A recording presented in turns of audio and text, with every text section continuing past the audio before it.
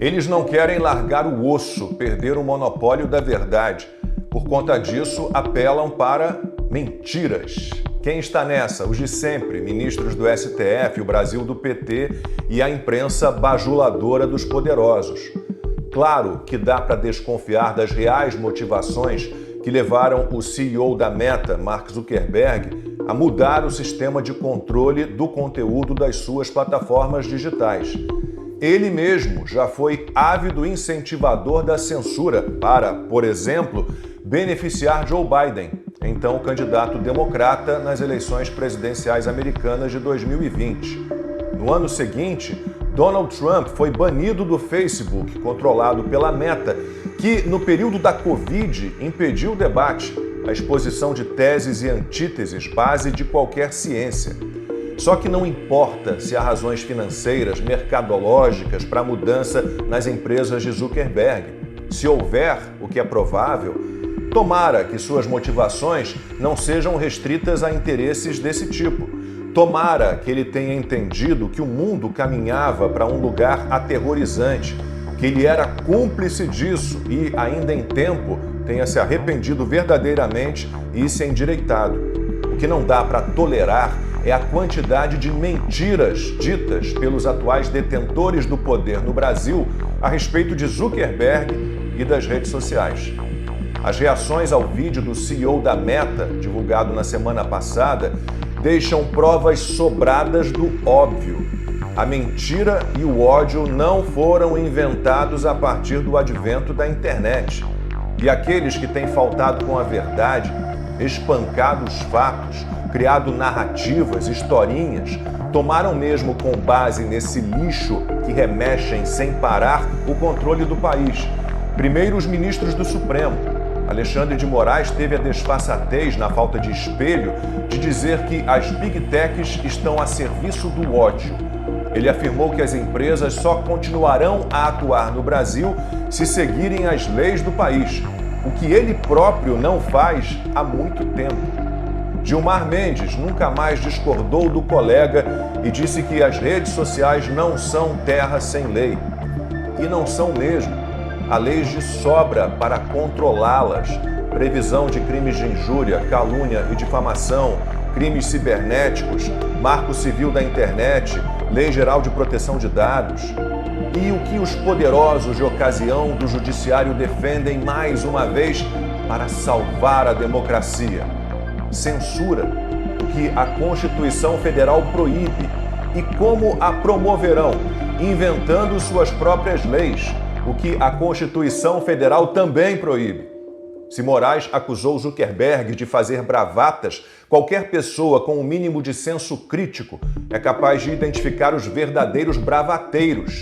Esses que andam por aí dizendo ainda tem muita gente para prender e muita multa para aplicar, ou perdeu o mané, ou nós derrotamos o bolsonarismo. Fechado nessa aliança com o STF, Lula aumentou na última semana sua coleção de mentiras. Disse que Mark Zuckerberg não quer a punição por crimes cometidos com o uso de redes sociais. Ora, o que ninguém pode querer é que as plataformas digitais sofram pressão para cumprir ordens judiciais ilegais e, pior, secretas. Repito, as leis brasileiras estão postas e todos devem cumpri-las, sem exceção. E não há uma linha sequer sobre as redes terem de controlar seus conteúdos com o uso das farsantes agências checadoras de fatos. Aliás, se elas fossem sérias, teriam enquadrado o ministro da Fazenda, Fernando Haddad.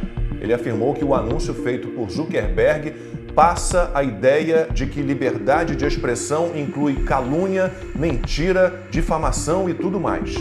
Já o advogado-geral da União, Jorge Messias, disse que a decisão da Meta intensifica a desordem informacional e ressaltou a necessidade de censurar as redes sociais no Brasil para evitar a disseminação de fake news e discursos de ódio.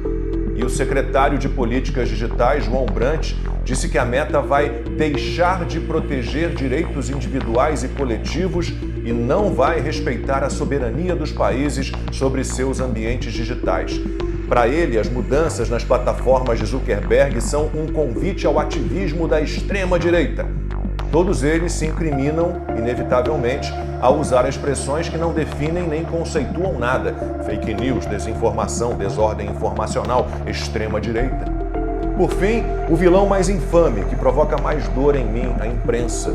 Que os veículos que optaram por tentativas de suicídio insistentes, diárias, veicularam mais uma vez foram mentiras.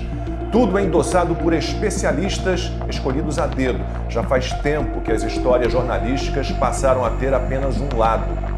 Como podem os que já foram chamados de jornalistas dizer que Zuckerberg mente quando afirma que países latino-americanos têm tribunais secretos que removem conteúdo de forma silenciosa? Como podem considerar que tal afirmação carece de fundamento, de evidências, de provas, se isso tudo é abundante e claro? Não à toa, quase todos os veículos ignoraram o caso dos arquivos do Twitter Brasil, as mensagens trocadas por assessores de Alexandre de Moraes, as confissões do ex-funcionário do Departamento de Estado americano Mike Pence. O jornalismo profissional insiste que só ele pode definir o que é verdade, abraçando a fraude de forma desavergonhada. Como levar a sério veículos que juram que Lula não deve nada à justiça, que o STF salvou a democracia, que o Supremo agiu muitas vezes de forma ilegal e abusiva, mas por uma boa causa, e agora deve voltar à autocontenção e ao que determinam as leis? Como dar crédito a veículos que dizem que o 8 de janeiro foi uma tentativa de golpe de Estado? É esse o jornalismo profissional que inventa que Jair Bolsonaro e seus filhos fugiram de agentes da Polícia Federal pilotando motos aquáticas pela Baía de Angra?